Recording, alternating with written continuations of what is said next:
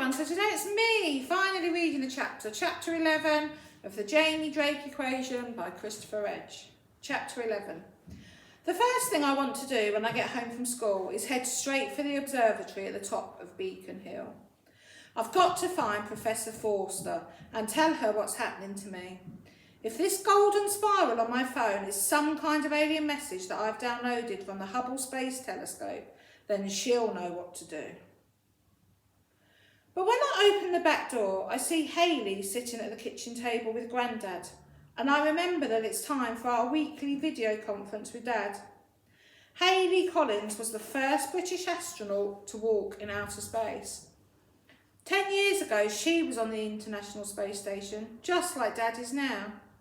She took part in a two-person EVA, that's an extravehicular activity, or spacewalk for short, to repair a solar panel that had been damaged by a meteor strike.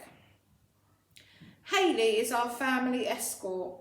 This means that while Dad's in space, she's the person who helps to look after Mum, Charlie and me, keeping us up to speed with everything that's happening with Dad's mission. Hayley makes sure that all our communications with the ISS, like our weekly family video conference, run smoothly. If there's any problem that needs sorting, she's the person who can call Mission Control and put us straight through to Dad. Sometimes it can get a bit scary, worrying about all the things that could go wrong while Dad's up there in space. But Hayley's always great at keeping us calm. One of the first times we talked to Dad on the ISS via video link, Charlie suddenly started shrieking as the face of a giant ant filled the screen. This was really a normal-sized ant that had escaped from one of the experiments on board the space station. It just looked huge as it floated in front of the camera lens. Dad had to quickly abort the video so he could capture the ant, but when the screen went black, Charlie kept on screaming. She was convinced that the International Space Station had been invaded by giant alien bugs and that Dad was going to be eaten alive. Me and Mum tried to explain about the ant experiment, but Charlie wouldn't listen to anything we said. Only Hayley could get her to calm down by saying that the ISS had a space bug zapper installed that splattered any alien invaders as soon as they appeared. Charlie stopped crying then, and when Dad reappeared on the screen 10 minutes later, my little sister just wanted him to show her all the zapped aliens. Me and Mum had been too busy trying to make Charlie understand, while Hayley just focused on stopping my sister from worrying. Hayley says that's what astronauts do, solve the problem in front of them. "Hi Jamie," Hayley says, putting down her mug of tea to greet me with a smile. "Ready to talk to your dad?" This is our last family video call before Dad's spacewalk. When he comes home next week, we won't need a family escort anymore. I think I'm going to miss her. "Is this the last time you're coming to see us?" I ask. "No, silly," Hayley grins. "I'll be back on Friday for your Dad's spacewalk. We'll watch the Light Swarm launch together. Mission Control have arranged for a live link with your Dad's helmet cam. You'll get to see an astronaut's view of the EVA." She can't hide her own excitement. I wouldn't miss it for the world. At the mention of Dad's spacewalk, my stomach does a somersault. For a second, I think this is just nerves about Dad's mission, but then it gurgles again. I really need to go to the toilet. "Well, if you're all off to speak to Dan Dare," Grandad says, getting up from the table with a groan, "I'm going out to the barn to give my drum kit a good thrashing. That blinking nurse didn't say anything about me not playing the drums." So, while Grandad heads back to the barn to vent his frustration and Hayley phones Mission Control, I make a dash for the bathroom. I'm just zipping my trousers back up when I hear a buzzing sound above the noise of the toilet flush. I pull my mobile out of my pocket. In the centre of the home screen, the golden spiral is still spinning, the icon looking even larger than it did last time. The phone vibrates again in the palm of my hand. I feel the same tingling sensation that I felt behind my eyes just before things got strange at school. I still don't know how that weird alien picture got onto my sheet of paper. I don't remember drawing anything at all. And even if I did, there's no way I could have made an amazing picture like that. I usually can't even draw stick men without making a mistake. But that extraterrestrial landscape almost looked like a photograph. My finger hovers over the golden spiral, wishing I could just click to unlock this mystery. "What are you?" I murmured, trying to make sense of it all. The mobile vibrates again, sending a strange tingle up my arms. As the toilet flush finally gurgles into silence, all I can hear is a constant hum that seems to be coming from my phone. Then through the drone, I hear the sound of a voice crackling from the speaker. "We are buzz. We are buzz." I stare at my phone open-mouthed. "Hello?" I say, holding the phone close to my ear. "Who's there?" There's no reply. My mobile has stopped vibrating now, and the only buzzing sound I can hear is coming from a wasp that's just flown in through the bathroom window. Maybe I just imagined that voice. "We are buzz." I nearly dropped the phone down the toilet. "Who are you?" I'm so shocked that I can't stop myself from blurting out the answer. I'm Jamie," I stutter. "Help!" Buzz. The voice coming from the speaker doesn't sound like a person. It's more robotic, like one of those phone calls you get when someone sends a text message to your home phone instead of your mobile. If this is a message from outer space, then maybe Buzz here is leaving a voicemail. But before I can listen to the rest of it, the bathroom door handle rattles, followed by the sound of Charlie's voice outside. "Jamie, come quick," she squeals. "Daddy's on the TV." "I'll be right there," I shout. Switching my phone into silent mode, I quickly shove it into my pocket. If I've really downloaded some kind of intergalactic distress signal, then my spaceman dad will know what to do. So today we're just going to go back to yesterday's work. So you should have written your description of the planet. So this was the planet that I chose. And you'll remember I wrote 2 moons, 1 big and 1 small, float above the horizon. Snow and ice can be seen in every direction, and rising above are glistening mountains of ice. But today's lesson, today's TLP is this. Can I evaluate and edit by proposing changes to vocabulary, grammar, and punctuation?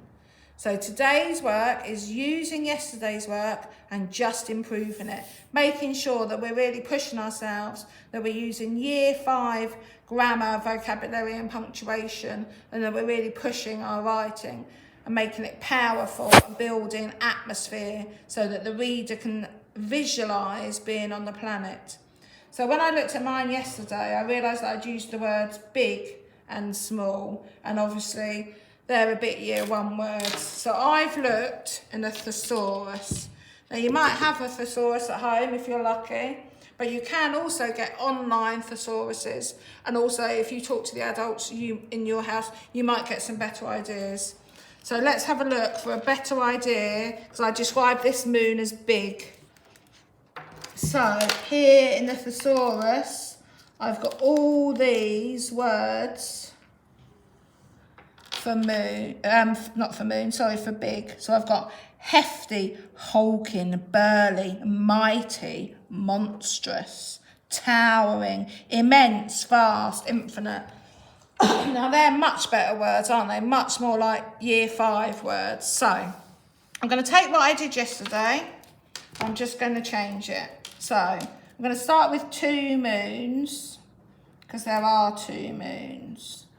So yesterday I said 2 moons, and then I said 1 big. So today, to improve it, I'm going to say 2 moons, 1. And do you know what I quite like? I like monstrous, because I like the alliteration of monstrous moon.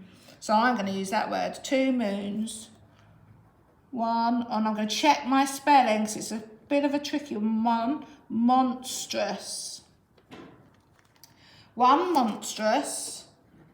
And 1, and again, I use the word small, but come on, Mrs. Oliver. Mrs. Oliver thinks she's still in year 1, but it's year 5. So let's have a look. What have we got for small? because we can definitely find a much better word. So we've got little, tiny, minute, compact, miniature, microscopic, minuscule, mini, baby, excuse me, and we've got teeny and titchy, and then more over here.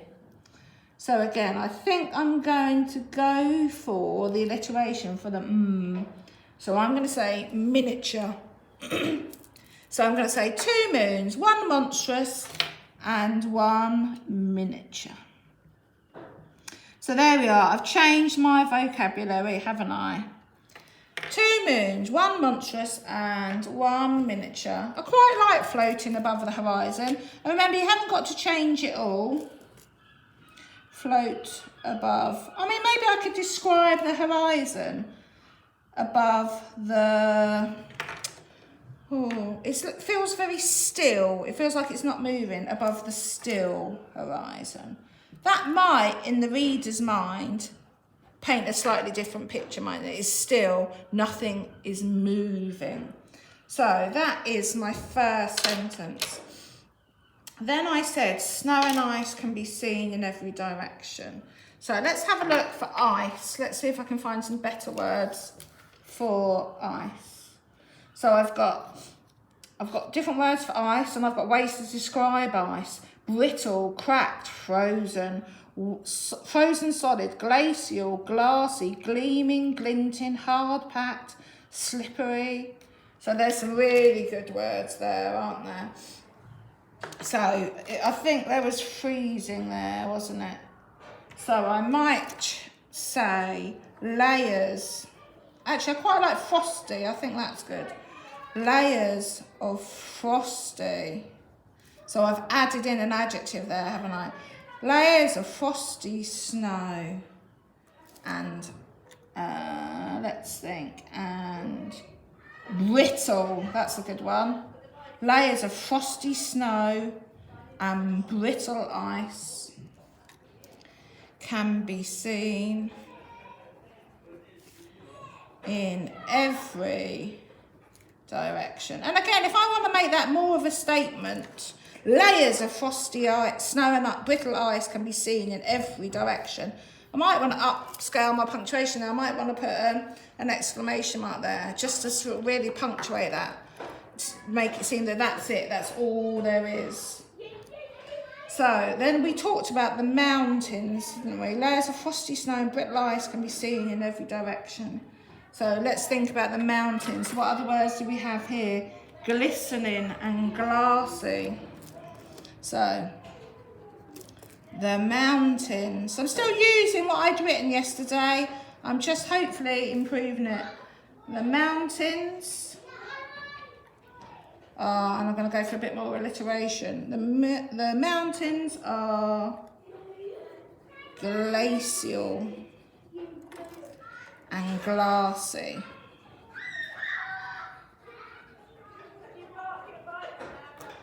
Full stop. So there's just an example. So if you've got a thesaurus, use a thesaurus. Just think, just look back at your work. You're not starting and throwing it all out, but you're just trying to improve it.